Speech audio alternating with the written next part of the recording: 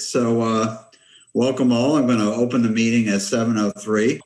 Welcome to the Town of Williston Development Review Board for Tuesday, March 9th, 2021.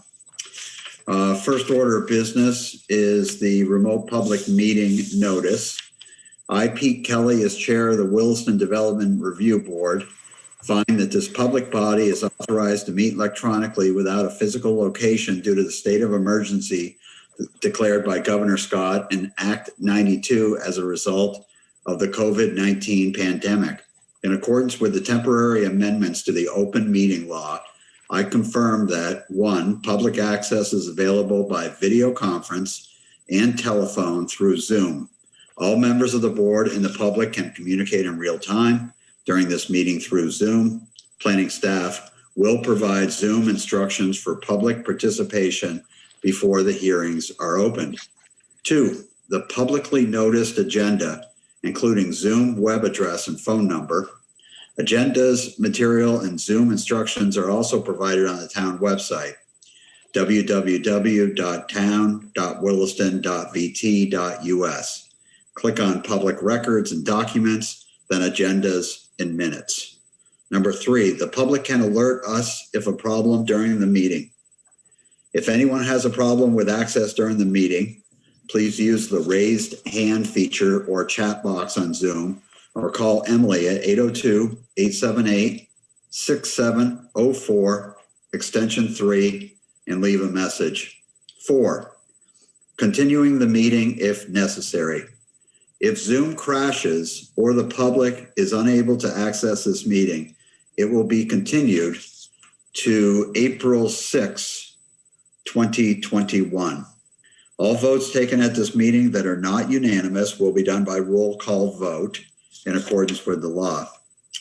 Let's start the meeting by taking a roll call attendance of all DRB members participating in the meeting. Paul Christensen. Present. John Hemmelgarn. Here. Steve Lambrick. Present. Scott Riley. Here. David Saladino. Here. David Turner. Here. And I'm Pete Kelly, chair. I am present as well. So there's 7 members present, which is the entire board. Next up, Emily, why don't you walk us through some Zoom tips, please? I'm actually going to take that over tonight, and I apologize if you hear whining. There's a puppy in the background. No worries. Great. Let's do it, Bonnie. All right.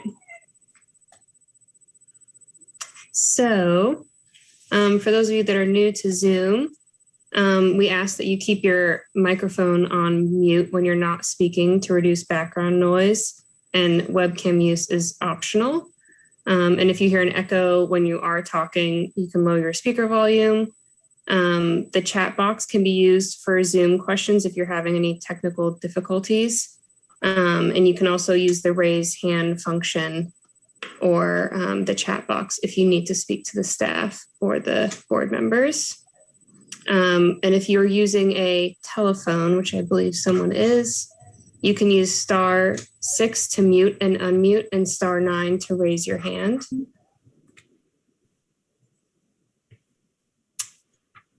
And if you would like to change your screen view, you can switch from gallery view to speaker view so you can see who's speaking individually. And then you can also change your view options to switch your view to see who's presenting and what screen they're presenting.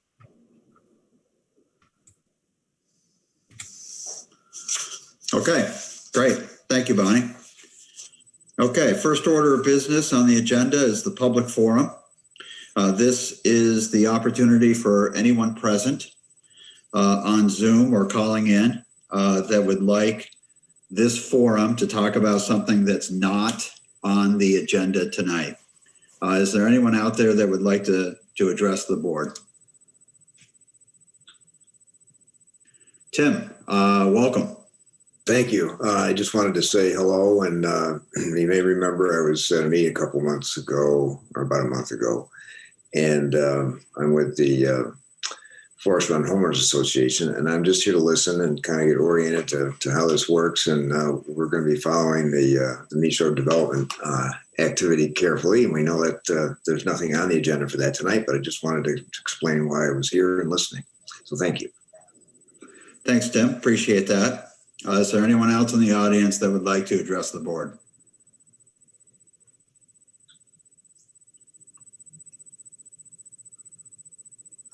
Bonnie, are you seeing anybody?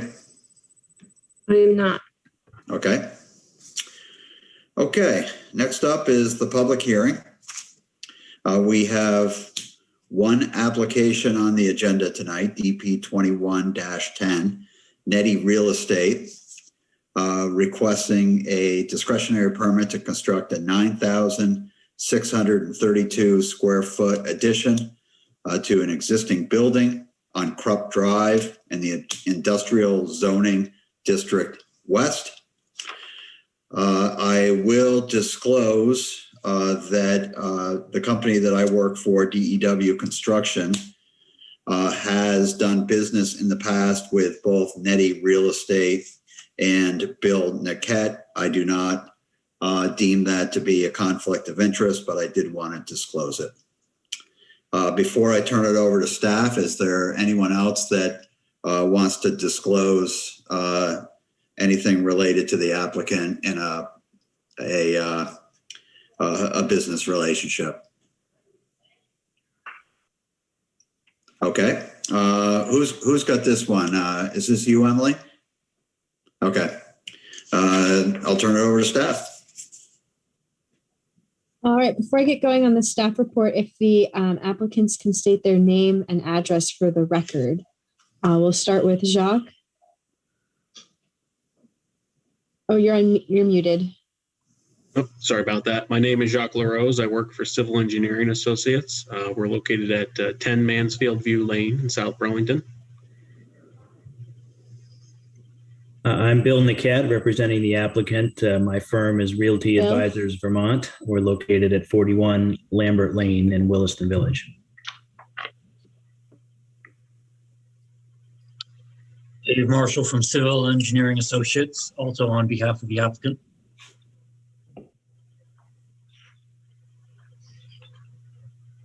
All right.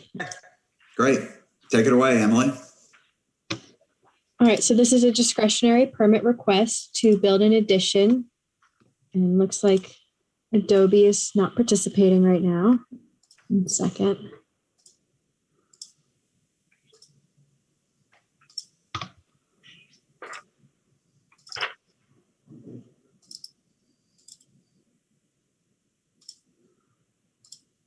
An error while reading stream. Okay, 1 second, guys.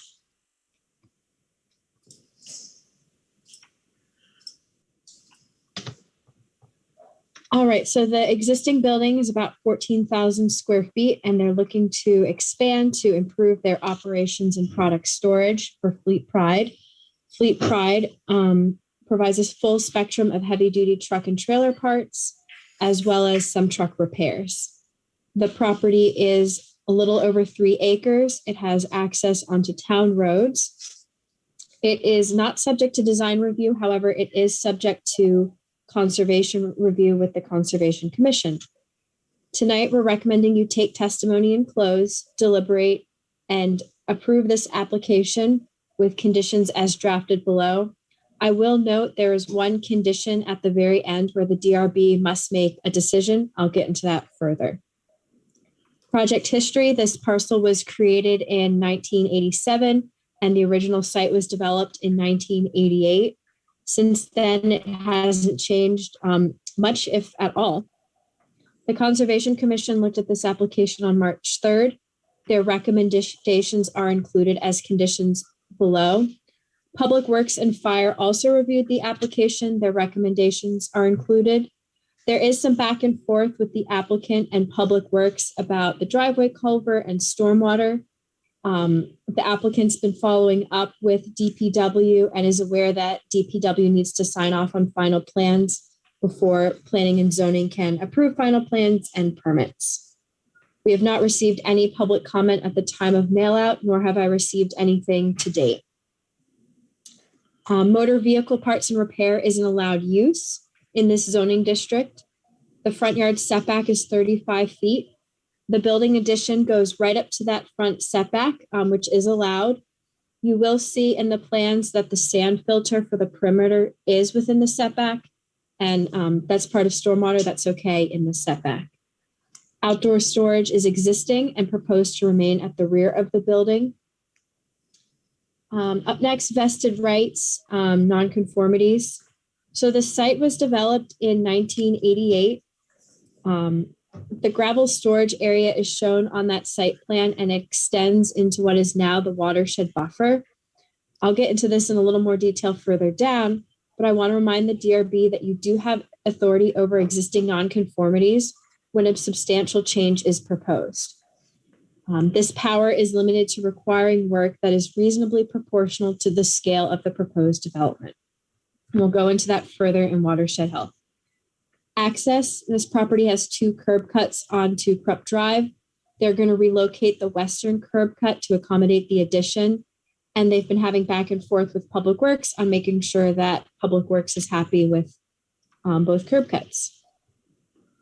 Off-street parking and loading, a standard condition here. They're proposing 17 spaces for employees and customers. The remainder of the paved and unpaved area is considered outdoor storage for trucks and equipment. The final plans must specify the location of interior bike storage and lockers. They are showing short-term bike racks. An end-of-trip facility must also be shown on final plans. This would be a changing area within shower that employees can use. And I refer back to the DRB's power to correct nonconformities. So this is an existing site, but they are increasing the footprint by 70%, and a small, say 250 square foot shower locker room area would be less than 1% of that new building. Therefore, staff recommends that the scale is proportional and has added a condition of approval requiring an end-of-trip facility. What follows is the parking table. Everything's in compliance except end-of-trip facility, which is included as a condition. No changes to municipal water, sewer, or utilities are proposed other than relocating a gas meter. For maintenance, they're showing solid waste containers and snow storage in compliance with the bylaw. Landscaping is also in compliance for the side, rear, and front yard. Removal of the gravel storage area from the 50-foot watershed buffer and replanting would suffice as a type 1 or type 3 informal plantings buffer. As you'll see, the one abutter to the west on the other side of the wetland in the back is a residential property that has slightly larger buffer setbacks. Street trees are shown. We recommend retaining existing street trees where feasible and identifying them on final plans. A condition is included. Conservation areas. There is significant wildlife habitat area shown on the parcel that is encroached on by the gravel storage yard. Staff has recommended that the existing stream buffer be reestablished and maintained in the future. There are also uncommon, rare, threatened, and endangered species mapped on this parcel. So a condition of approval is included that the applicant should obtain a written opinion from Vermont Fish and Wildlife to confirm the presence or absence of those species. Watershed health. So the map on the right highlights the portion of the unpaved gravel storage area that's located within the watershed buffer. Behind the property is an unnamed stream and wetland. An erosion and control and sediment plan has been provided. Public Works is reviewing this plan and the conditions included. The unnamed tributary does have a 50-foot watershed protection buffer. Here, the DRB can require the correction of nonconformities as a condition of approval. So the recommendation from the Conservation Commission was just to delineate the existing area with a fence. However, given your power to correct nonconformities, you may require revegetating and demarcating all the buffer area. Condition number 22 is up for the DRB to edit as they see fit. Outdoor lighting is generally compliant. The final plans just need to specify light timing and security lighting. Everything else complies as proposed. And impact fees will be assessed by the administrator for additional vehicle trips at the time of administrative permit. What follows is findings of fact, conclusions of law. I've bolded some of those particular final plans about lighting, retaining street trees, the end of trip facility, and then condition number 22, the DRB must decide if the applicant must remove all impervious surface and storage areas from the buffer. Thank you. Okay, thanks, Emily. Mr. Niket, are you the primary spokesperson for the applicant? I realize, Mr. Chairman, this may be very difficult to believe, but no, I'm not actually. It's a rare occasion that I'm not the person speaking the most, so I'll just point that out for the benefit of the crowd. I'll point out too, as a board member, that this board member might be having a heart attack. Yeah, that's. I must admit that caught me off guard. Yeah, well, fair enough. That being said, I'd like to pass the torch to Jacques LaRose from our civil engineering group, and he'll walk you through the plans. Thanks. Okay, Jacques, good evening.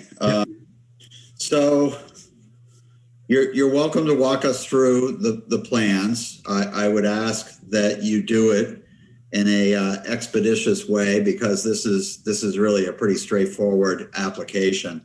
I would like you to get to your being the applicant's position on the conditions of approval proposed, and specifically condition number 22 and what your position is on that one. So if you could weave in to your narrative, project narrative, answers to proposed conditions of approval and number 22 specifically, that would be appreciated. Absolutely. So as you just heard from Emily, the primary focus of this project is a building addition. The building addition is really focused on the front of the building and on the west side of the building. Due to the addition on the west side, we're actually required to relocate our access drive. The access drive is moving approximately 40 feet to the west. Any of the new impervious is going to be focused around these areas around the building. Generally, there's really not much changes to the site in a functional manner beyond this driveway and the building additions. We are required to go to Act 250 for these changes. So we are looking at things like stormwater. We are looking at things like the fish and wildlife in the back, and we also have already discussed with wetlands the buffer zone at the rear of the property. So with the understanding most of the work is focused on the front, we have identified the existing conveyance that surrounds the perimeter of this site. The conveyance and the storage area is fully permitted, as you can tell, back in 1988 by the state for stormwater runoff, and as it appears in Emily's review, by the town. We actually aren't at our full limits of the gravel at the rear of the property. I would say it was probably about 5,000 square feet that never was installed. And we're not looking to install it. We're actually not really looking to do any work at that portion of the property. We have, as we discussed with the Conservation Committee, we're happy to delineate what is there now and maintain the natural vegetation that's grown up over the years. And, I think that is a good way to protect the existing resource and actually maintain the treatment that was originally permitted for the site in regards to stormwater. So, that's just kind of a quick rundown of the rear of the site. I have had discussions with Public Works in regards to their comments. I think we've pretty much ironed out their issues. I think their primary issue was stormwater structure in the right of way. I have shared with them a plan that relieves that issue, and I'm waiting to hear back from them. But they had indicated that was their primary concern.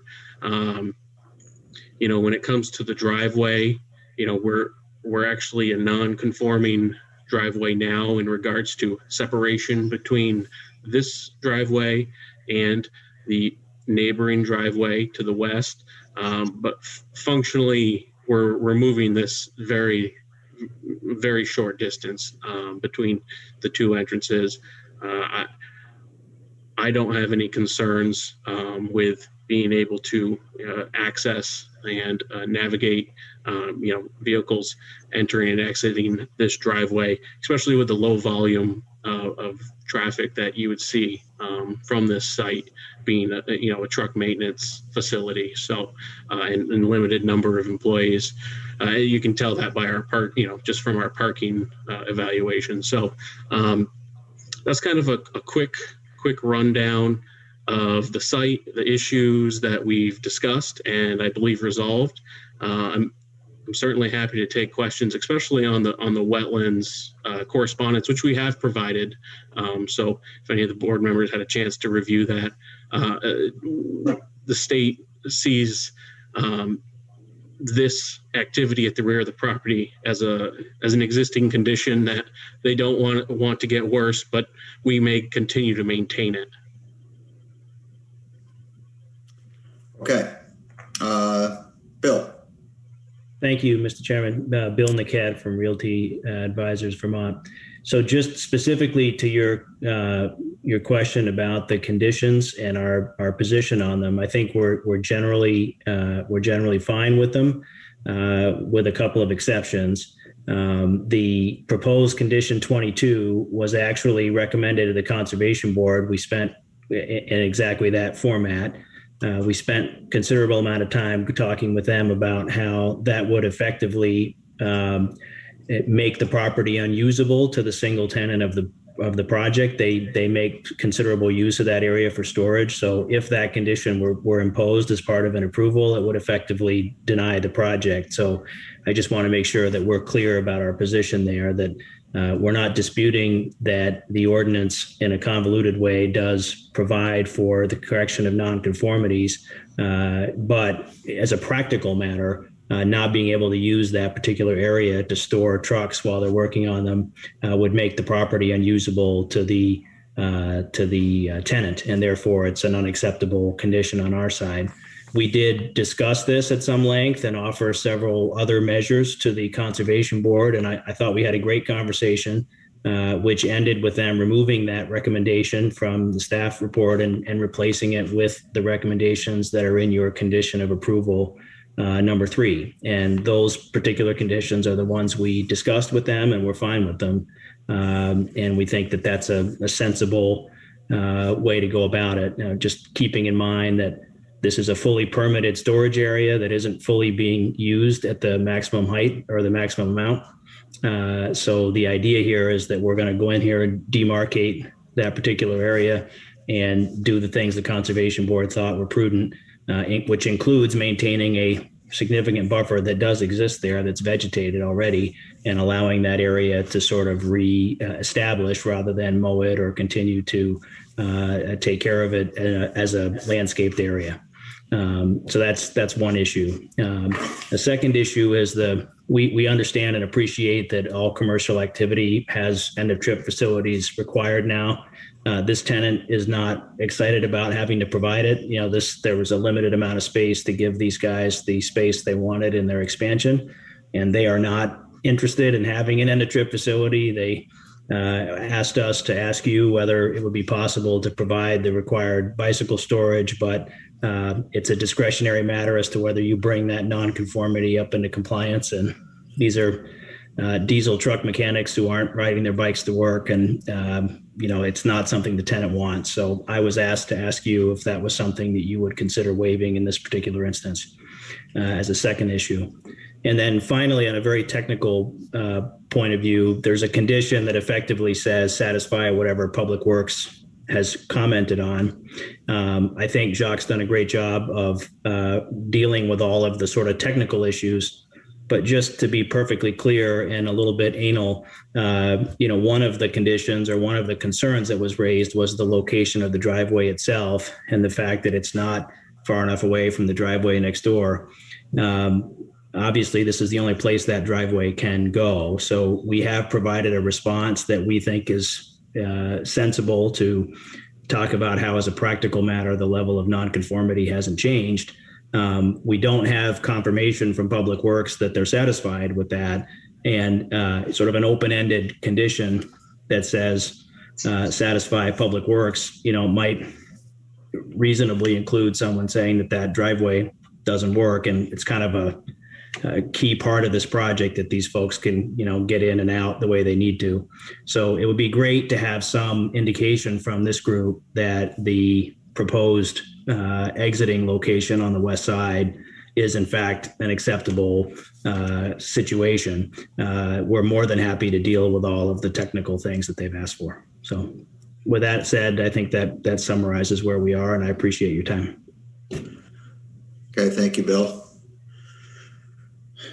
Emily, review for the DRB and the applicant.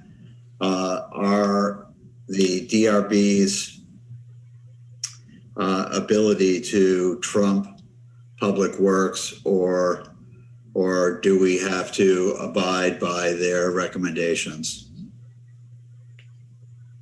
We do have to abide by the recommendations. So the bylaw does have some general statements in the access chapter about how access should be designed, but as to the specifications that DPW has about distances, we don't have the authority to override that. DPW has not been in touch with me about wanting to continue this item or wait for the hearing. So I think the applicant's been working with DPW to get their memo clarified. At the end of the day, DPW will have to sign off on final plans. I guess our options would be to continue the hearing and get a revised memo from DPW. Okay. Mm-hmm. And I did that specifically so that the applicant would understand what powers we have and what powers we don't have. So that was by design. Thank you, Emily. Bill did raise his hand. Oh, go ahead, Bill. I'm just going to say, I listed the concerns sort of in declining order. So, I was just raising the issue that one of those things was not really a technical thing. It was a real thing. And obviously we'll work with them. But if this board has concerns about the fact that the driveway is non-conforming and will continue to be non-conforming, it'd be great to know that now. We're happy to work out the details with Public Works. It's just we certainly don't want a continuance over this by any means. It sort of is what it is. It's the only place left to put the driveway. So. Yep. And driveways close together in that part of Williston are common because there's just not a lot of volume of traffic. Okay. Are you set, Jacques and Bill, at this point? I'll turn it over to the DRB to ask questions. Okay. So fellow DRB members, the floor is yours to ask any questions that you may have.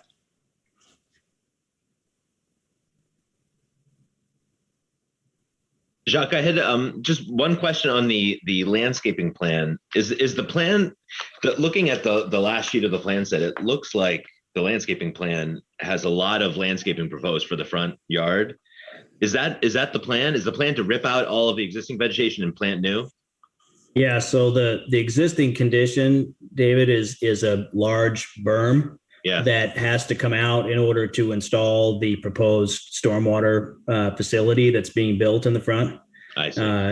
Regrettably, we went out there with the professionals and tried to survey around, and the practical reality is that too much of the root balls of these various established trees would be exposed to meaningfully retain any of them. There were only a handful of them that would be worthy of consideration anyway, but they all, by bad luck, happen to be sitting on top of the berm that was placed there in the 80s when it was built.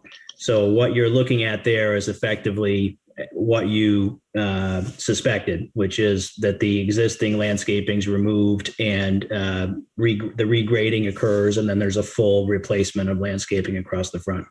Okay, great. Thank you. And then just a quick comment on the driveway issue. As a traffic engineer, I don't have any concerns with the driveway spacing. I know they pulled the V-Trans as standard straight from the V-Trans. And I mean, to Pete's comment, the low volumes and the good site distances, I mean, I for one don't have any concerns with the spacing. I don't know if that matters, but I'll just put it out there for the record. Okay, great. Thank you, David. That's meaningful. Any questions?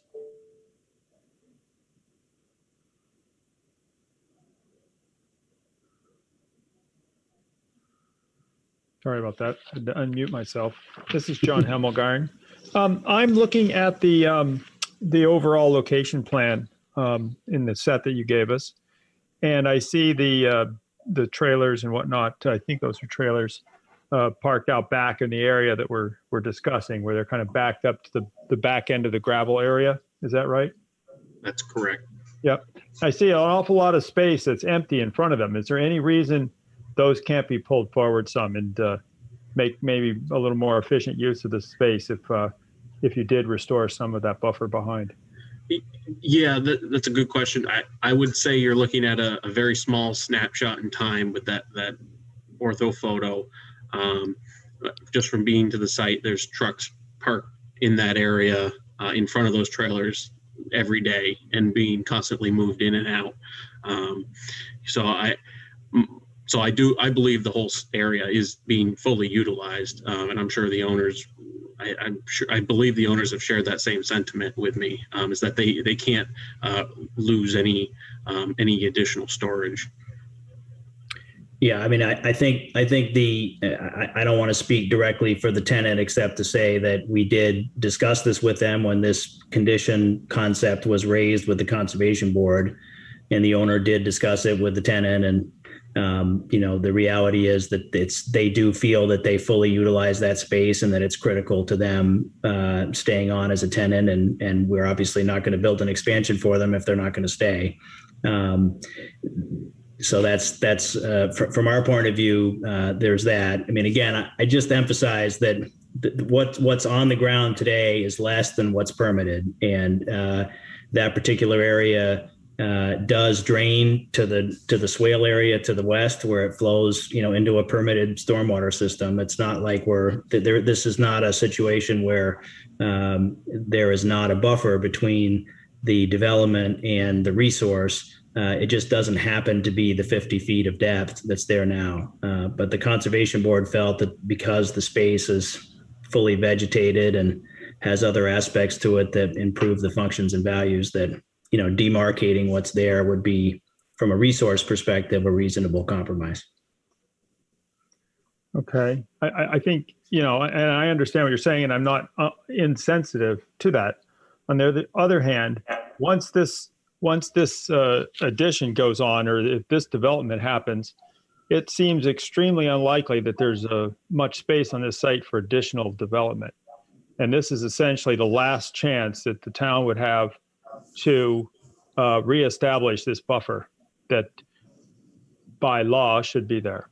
So I think, I know there's can'ts and there's really don't want tos. And when the only picture I see of the utilization of this site certainly seems to indicate that there's extra space there.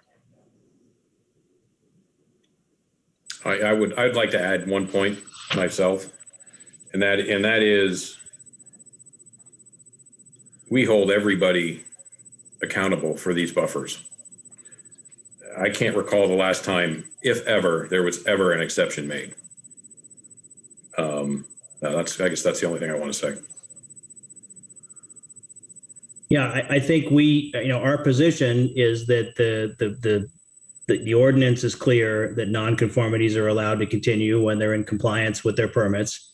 And when you make the change in a way that's proportional and reasonable to the application. Now, staff has taken the position that the size of the addition is the relevant thing in making that fairness decision. We utterly and completely disagree. We're not doing anything behind the building.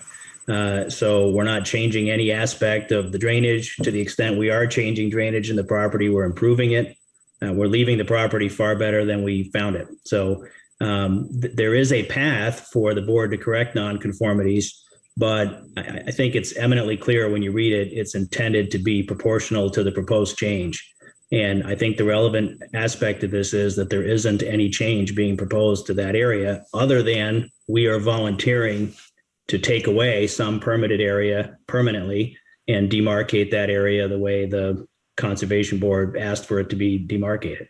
If this were a new application, I don't think there'd be any possibility we'd even ask for this. We would know that it's not something that's there and available because it's new development. But this is a permitted and fully conforming activity. The State Wetland Division, for example, is not taking the position that we need to do anything here because we're in conformance with something that was permitted prior to the establishment of this aspect. Am I reading the plans right, though, that you're increasing the size of this building by almost 70%? We're increasing the size of the building in the front, and we're constructing new stormwater facilities to treat all of that. Yes, that's right. Well, it's hard to imagine that a 70% increase in a building size isn't a significant change. I don't think we're making an argument, sir, that it's not a significant change. That's not the standard in the ordinance. The standard in the ordinance is that the change be proportional and fair to the project, and I think it's intended to say that nonconformities stay unless it's a discretion of the board. We're making our case for what we think is reasonable. And I'm telling you as a practical matter that if you were to impose that condition, we will lose our tenant. So we will not proceed with the project if you impose that condition. And in that case, we're fully in conformance to keep using that buffer and then some in a future use going forward until we change it again. So I'm not disputing your right to impose it. I'm just trying to make sure you understand we're kind of up against a rock and a hard place. We have a tenant who we've worked really hard with to develop a plan to keep them in Williston and keep them on our site. And it's an imperfect answer for sure. It is an absolutely imperfect answer. There's no doubt about that. And it's almost not pertinent. And I'll tell you for what it's worth, we did offer to the Conservation Commission. I make the same offer to this group. If there are additional protections of the buffer that is there outside of the gravel area that we can provide, signage, other things that are typically required to make sure that buffers are established and maintained, we're happy to consider them. We accepted the ones that the Conservation Board thought were reasonable, but if you were more comfortable instituting more of them, we're very open to that. Jacques? Yeah, would it be helpful to take a look at what was originally permitted versus what's there today? I do think it's significant. I see there's 10 to 15 feet along the entire rear of the property that was never developed as it was originally approved. Like I said, there's a significant amount of impervious area that was never constructed, ultimately, this site functions better today than it was originally designed, and it's going to function even better when we're done with it in regards to water quality. Right? Generally, a buffer area is used to mitigate and treat runoff, right, from development prior to entering some type of waterway. In this particular case, runoff generally goes to the rear of the property and then is directed around to the front, and that's how it's function. That's how it was permitted to function, and that's how we intend it to function. So I feel that's relevant in the case that a drop of water that's hitting the gravel is being treated in a manner with existing permits. Jacques, I would disagree with you. I don't think your argument holds water at all. Pardon the turn of a phrase. You may have had a permit to increase the surface area, but since it hasn't been increased, you can't increase the nonconformity. So I don't think that is that's not a valid point. Yeah, well, I mean, I think the important thing that I want to emphasize on our side is that we engaged a reasonable conversation with the Conservation Board at some length, upon whom I know you folks, typically rely. And this same condition came to them in exactly the same form. And when we were done our conversation talking about the nature of that resource and where the water was going and where it wasn't, they were comfortable in this instance with the recommendation that they brought you. And I'm saying that this board has the right to continue to allow this nonconformity to continue. I'm not taking Jacques'. I'm saying the other side of this is true. You have the right to continue to allow it, and the Conservation Board has suggested that it's a reasonable thing in this case. If you choose to impose the change, of course, you have the right to choose to impose it. I'm not suggesting you don't. And I'm not suggesting our vested rights from the past are material there. I am saying that we feel that what's there, it's not clear to me looking at the site plan, so I want to make sure it's clear to you that the water that hits that gravel area sheds to the swale to the west and then pitches to the front of the property where that's always been the way that it works. So this is not a lot that's sheet flowing into the stream. It's something that does have a treatment mechanism associated with it and will continue to have one going forward.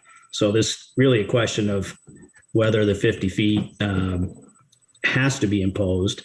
It doesn't. We're asking you not to and to accept the compromise of the Conservation Commission, because an approval that reduces that area, given the turning radiuses of trucks and the fact that they double stack trucks in there and whatever, they're telling us they're not going to rent the property if it gets smaller.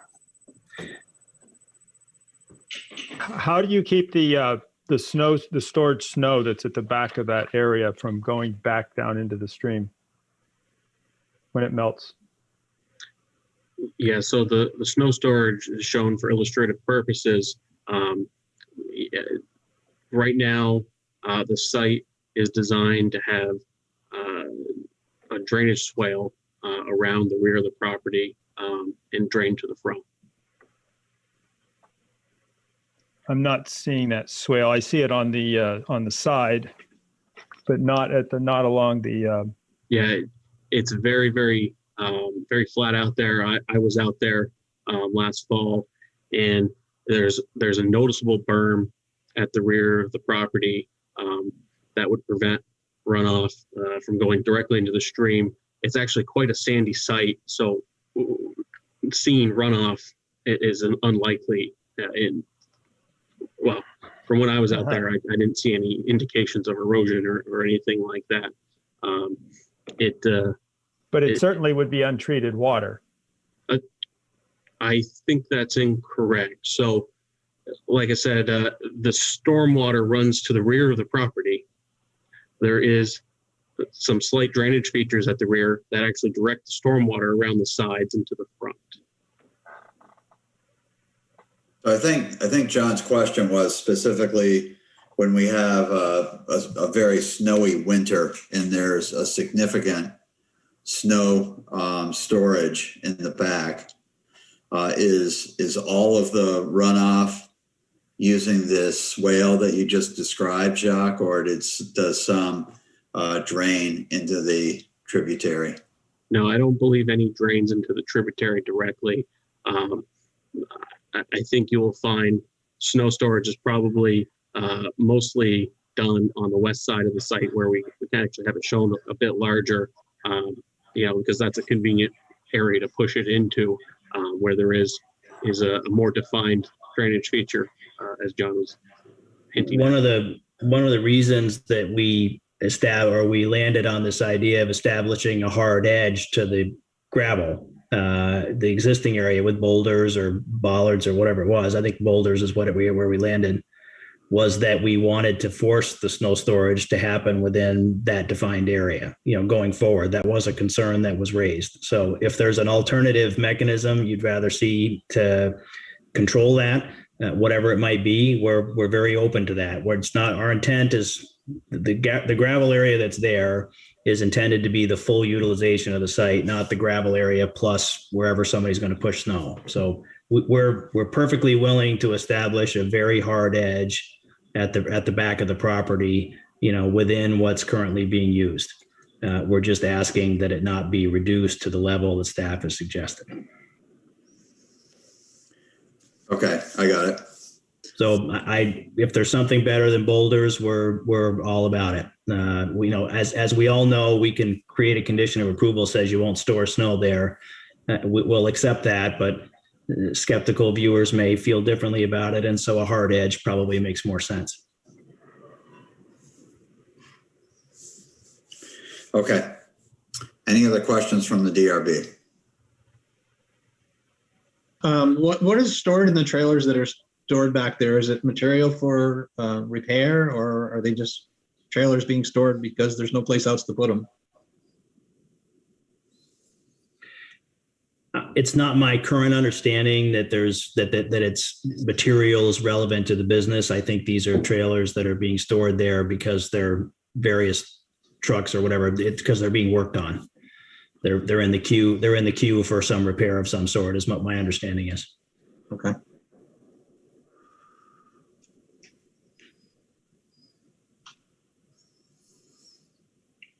Any other questions? No. Okay. Mr. Riley's good. Dave Turner, are you good? I'm good. Dave Saladino? Yep, I'm good. Okay. John Hemmelgarn? I'm done. Okay. Steve Lambrick? I'm good. Paul Christensen? One question. What happened to all of the barriers between the two properties when they put the new driveway and take all those trees out?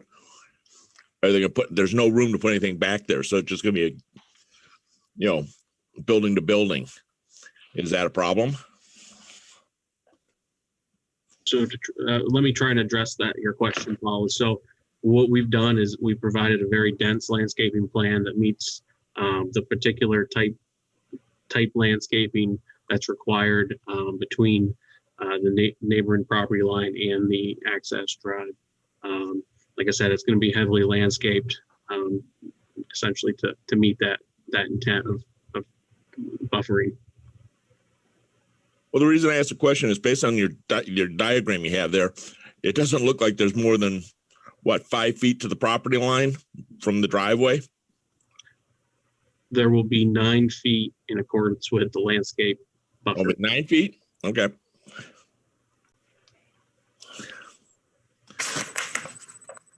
Anything else further, Paul? I'm good. Okay, members of the audience. I see a Cindy Provost. I see a call-in number.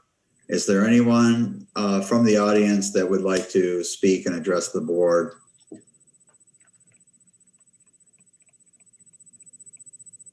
For the call-in, press *9 to raise your hand if you would like to speak.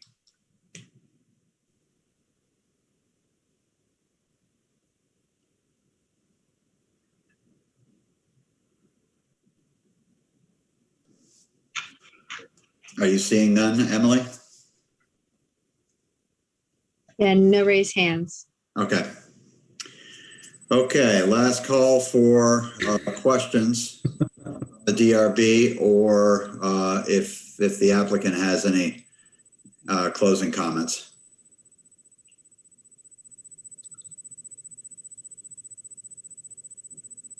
thank you for the opportunity to speak with you tonight. We appreciate it. Okay, you're welcome. Okay, we're going to close. We are going to close. Let me get the number. DP 21-10 at 7:53. Thank you very much for coming.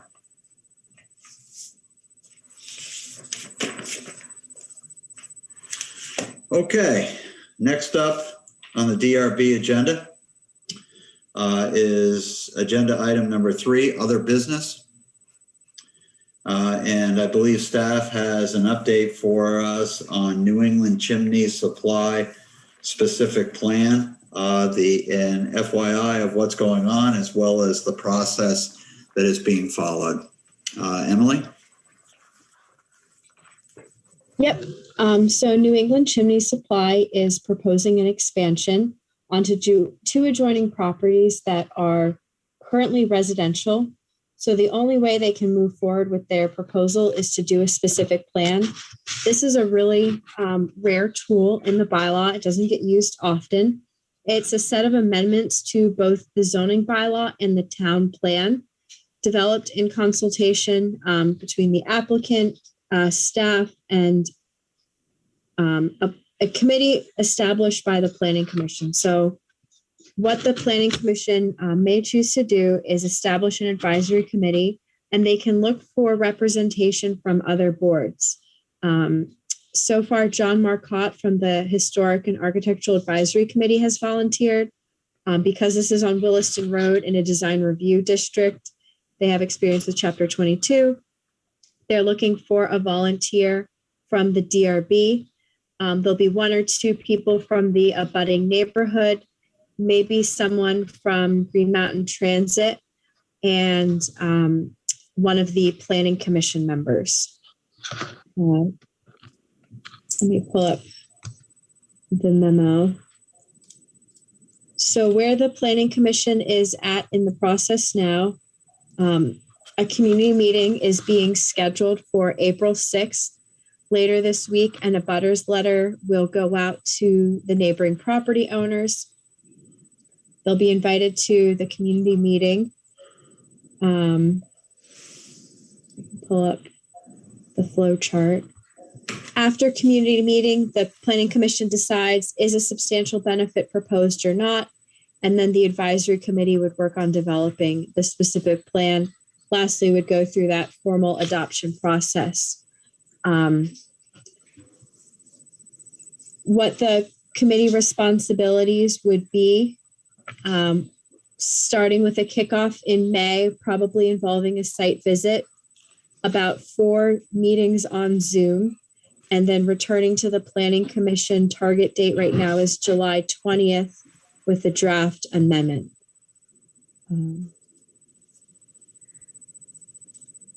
Yeah, do you guys have any questions?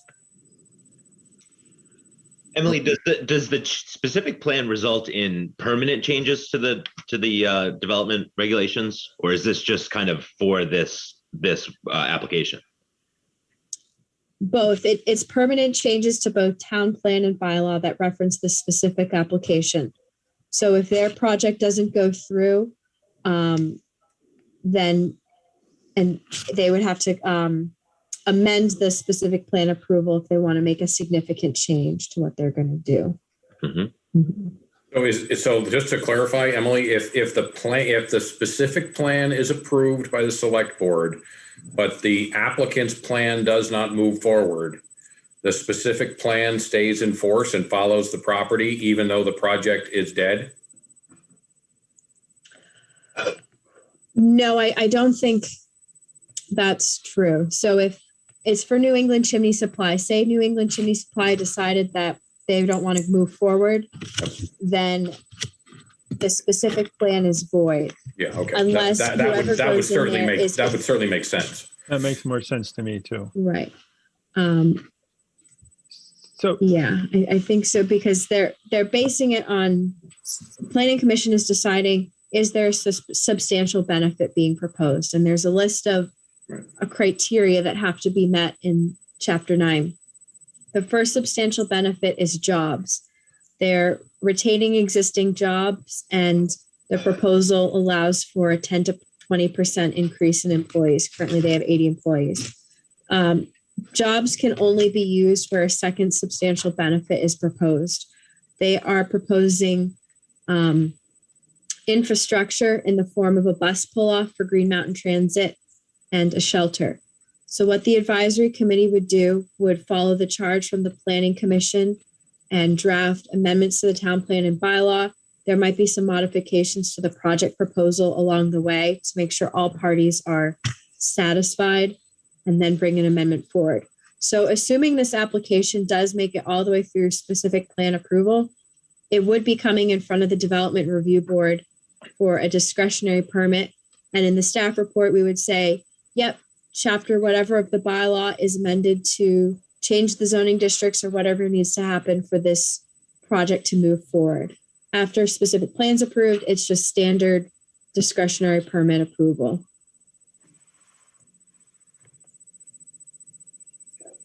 Okay. So is there a volunteer from the DRB to participate in this process?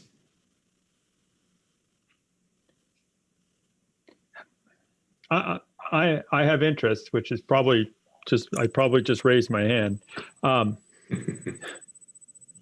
So Emily, what is the time commitment on this? Can you be a little more specific? Yeah. Community meeting on April 6th. After that, they would formally charge an advisory committee. Probably the beginning of May, we would have a site visit with the advisory committee and the applicant. And then between May and July, about 4 Zoom meetings. The next date would be July 20th, presenting the draft specific plan to the Planning Commission. Trying to keep the timeline and meetings as efficient as possible to be respectful of everybody's time, staff, applicant, and all our various volunteers and committee members. Okay. It sounds interesting. I'm willing to do that if unless somebody else has a more burning desire to do that. I think you're a great candidate, John. No, I thought you might, Dave. I think it's wonderful that you've come forth. Yes. John, on the upside, you get out early when this thing comes before the DRB because you'll be. That's right. Do I get to recuse myself at that point? Absolutely, you will. I second your motion, John. I don't know, and I don't think so, because it's this very interesting process where we're developing legislation, not administering legislation. So, and ultimately what the committee decides is advisory. It's the Planning Commission Select Board that are adopting it. So, well, you can always count on us, Emily, to ask the great questions here. Right. We can always confirm that when the time comes around. That's right. That's not a difference maker here. Right. That's a coming attraction. Right. Okay. Anything further on this, Emily? Nope. Okay. One quick thought, just on a somewhat related note. It strikes me, and I guess this is really for Emily and Bonnie, but thinking about maybe next year's UPWP request through the Chittenden County Regional Planning Commission, it strikes me that this kind of Western Gateway, we're getting a lot. We've got the U-Haul, we've got the self-storage, now the chimney supply. And it feels like we don't have a clear vision for what this kind of Western Gateway, what we want it to be when it grows up, right? And we seem to be getting more and more development activity out in this section of Williston Road. So it strikes me that there would be some interest, or it would be an interesting place to look. And I know there's a lot of focus right now on Taft's Corners, and that's going to be the focus over the next year. But it strikes me that maybe in a year or two, like a study or kind of a master plan for that gateway section, just seems like, that would be for all of us, because I feel like we don't quite know what we want this district to look like or feel like. I agree with you, David. I'm going to be the lone naysayer here and tell you that horse is out of the barn. Absolutely. We're going to develop a plan after the fact, but yes, there's certainly some other development areas, but it's a little convoluted and confusing right now. I certainly agree with that. Once the U-Haul goes up, that ship sailed. We are looking at the official map. So I was kind of scratching my head the other day and it's like, we're not asking for or not putting sidewalks on both sides of Williston Road on our official map. And I think our iteration of it that goes for approval, we're going to show sidewalks on both sides. We've been getting piecemeal sidewalks, with U-Haul and some of the other applications that are going through. But it makes sense if people are working in this area, having the ability to walk to a bus stop or walk to Taft Corners and have the facilities to do that. So there's a little bit of thinking about the long term in the upcoming official map for this area. Okay, agenda item number 4, communications. Form-based code public outreach sign up. Yep. So prepare for me to get really annoying about form-based code for the next 2 months. We're launching our public outreach. People have been picking up their folders, and that's awesome. There's still a couple sign-up routes left. I'll probably be getting out packets again tomorrow to the people who signed up. John, I did not hear back from Green Mountain Transit, so I'm going to go ahead and say, ask for forgiveness, not permission. Maybe put up the smaller, all right, 8.5 by 11 posters. Okay, I'll go out in the dead of night. Yeah. And if someone heckles you, you can just give them my number and they can complain to me. Okay. Or better yet, since he's not here, I'll give him Matt's name. Oh, yeah. Give him Matt's name. Even better. Not Eric's, though. Yeah. Do you guys have any questions about the outreach campaign so far? What time is the launch event is March 25th. Is there a time set for that? I want to say it's probably going to be 7 p.m., but we haven't confirmed it quite yet. We'll be getting that info out soon. And it'll be like a virtual meeting, a Zoom meeting? Yeah, the March 25th will probably be a Zoom webinar. The events from April 24th to May 3rd could be webinars. They might just be regular Zoom meetings. I know the consultant has some fun things planned where their team's going to be working on schematics and renderings, and people can just pop in at any time, basically like an open house, and say, "Oh, what are you working on?" Like, and see the work in action.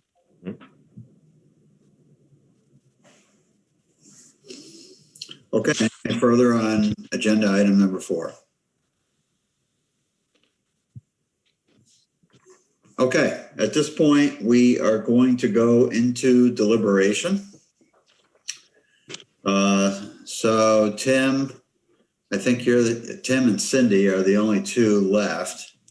You're welcome to, we'll put you in the lobby if you care to hang in there, and then we'll bring you back into the meeting after the deliberative session. Are you going to stick around, or have you had your fill for tonight? Could I ask you what happens in deliberation, and then what these steps are? Because I don't really understand them. I'm just curious. I'm not. Yeah, no problem. So the deliberations, the deliberative session, is not a public part of the meeting. It's when the board gets together and talks about, in this case, DP 21-10, and we deliberate on the findings, and we ultimately reach a decision, and we come back into a public forum, and we read and disclose our decision. Okay. There's other business that takes place in the public forum that takes place after the deliberative session. In this particular case, the only piece of business is going to be approval of our previous meeting minutes. Mhm. And so that's what will happen. Okay. So when your delivery process is over, you reach a decision. Apparently. So what stage of this process is concluded at the end of your deliberations? Is it a preliminary approval? I'm trying to understand how this actually functions. I'm going to let Emily answer that one. Yeah, so DP 21-10 Fleet Pride, their application is a discretionary permit. That tonight's decision will be a final approval. The DRB will make their conditions and then the applicant files final plans. If this was a pre-app hearing, that's sketch concept, and the DRB would only be approving a list of recommendations, and then the applicant comes back with a formal discretionary permit. But tonight they're deliberating on a discretionary permit, and when they come out, they'll read off what those new conditions are and make a vote. Okay. So, and then after discretionary permit is issued, there's another process that goes along to issue a final permit or something like that. Is that right? Yep. Okay. Yep, the applicant will have to file final plans. So for example, if the DRB decides, yes, they have to remove the watershed buffer, or no, they don't have to change their plans, we'll be looking for that as staff. Like, does their plan set match up what the DRB wants? We sign off on it, and then the applicant can pull their permits to start constructing. Okay. It's common practice, Tim, that we delegate approval of final plans to staff. Mm-hmm. There are occasions where the DRB retains that right, but it's seldom. Mm-hmm. Okay. Great. Well, thank you for that explanation. I won't take up any more of your time, and I won't be here when you get out. Thank you for coming and being interested. Yeah. Well, definitely. All right. Well, I'll see you again, I'm sure. Thank you very much. We know the first phone call to make when there's an opening. Pete, he thinks that's a joke. Yeah. Run for your life. Anyway, thank you guys for your service. Thank you, Tim. Have a good night. Night, Tim. Okay, with that, we're going to go into deliberations.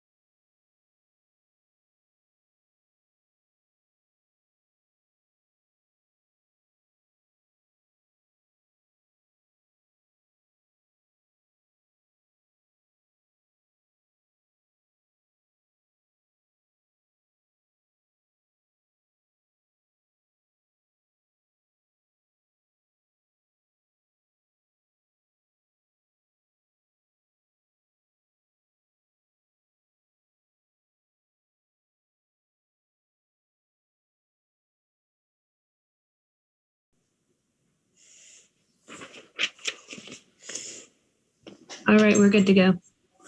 Okay, thank you, Bonnie, and welcome. We're to the DRB, Williston DRB on March 9th, 2021. We're back from deliberative session. It is 8:31. Is there a motion for DP 21-10? Yes, as authorized by WDB 6.6.3, I, David Turner, move the Williston Development Review Board, having reviewed the application submitted and all accompanying materials, including the recommendations of town staff and advisory boards required to comment on this application by the Williston Development Bylaw, and having heard and duly considered the testimony presented at the public hearing of March 9th, 2021, accept the findings of fact and conclusions of law for DP 21-10, and approve this discretionary permit subject to the conditions of approval above. This approval authorizes the applicant to file final plans, obtain approval to these plans from the staff, and then seek administrative permit for the proposed development, which must proceed in strict conformance with the plans on which the approval is based. On condition 22, the applicant is required to remove all impervious surface and storage areas from the wetland and watershed buffers and demarc the buffer and fence line of boulders. If so required, this condition supersedes condition 3B for the Conservation Commission. Okay, David, are you going to make an amendment to a typo in condition number 7 and condition number 9? Oops, sorry, I didn't hear those. I will make an amendment to them. 7. Yes, I will make an amendment to fix the typo in condition number 7 and condition number 9. Okay, you clarify what the... That's what I'm looking to see what the typo is, sorry. Okay. Okay, it's instead of specific, it's specify. Is that in condition number 7? 7A. 7A is final plans must specify. Okay. So we'll read that then. In 7A, the typo specific should be corrected with specify. So the final plan must specify the security light plan if proposed and the light timing. And same in condition number 9A, the final plan must specify interior long-term bike parking and end of trip facility. Right. Thank you, Dave. Is there a second? I'll second it. Scott Riley seconds it. Is there further discussion? Hearing none, we'll do a individual vote. Paul Christensen. Aye. John Hemmelgarn. Aye.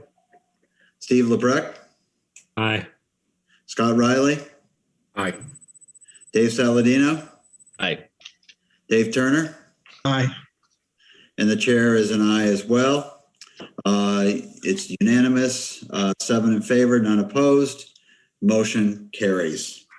Is there a motion to approve the meeting minutes of January 12th, 2021? I so move. Okay, moved by Steve. Is there a second? I'll second. Dave Turner seconds it. Is there any discussion? Hearing none. We'll do this on a voice vote. All in favor? Aye. Aye. Any opposed? Hearing none, motion carries unanimously. The meeting minutes are approved. Is there any other business to bring forth tonight? Is there a motion to adjourn? I so move. Okay, Steve made the motion to adjourn. Is there a second? Second. John Hemmelgarn seconds it. Thank you, everyone. Appreciate it. All right. Thanks, everybody. We will see you, 2 weeks, Emily? March 23rd, growth management. Growth management. Yay. I'll be